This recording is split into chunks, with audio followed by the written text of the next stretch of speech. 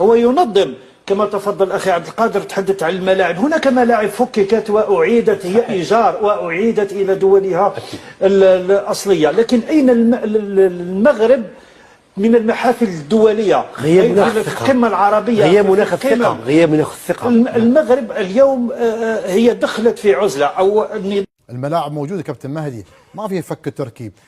ملعب مولاي عبد الله، ملعب مولاي الحسن، وكذلك الملاعب في الرباط، سواء ملعب البريد، يعني ملاعب كثيرة في فاس، وكذلك الملاعب موجودة وجاهزة لخدمة الكرة المغربية، وكذلك في الملعب الضخم الكبير اللي بيكون جاهز بإذن الله تعالى في منطقة بن سليمان، بيتسع تقريبا 100,000 أو 120,000. 120,000 سيكون من أكبر ملعب في العالم. نعم، هذه مفاجأة للعالم. الملاعب موجودة، ما في فك تركيب مثل اللعبة، تبطل الملعب وتسكر الملعب، تبطل الملعب وتظل الناس تكذب على الناس وتقول الناس في ملاعب مركبة. لا، الملاعب موجودة، مش صعوبة انك في فك وتركيب.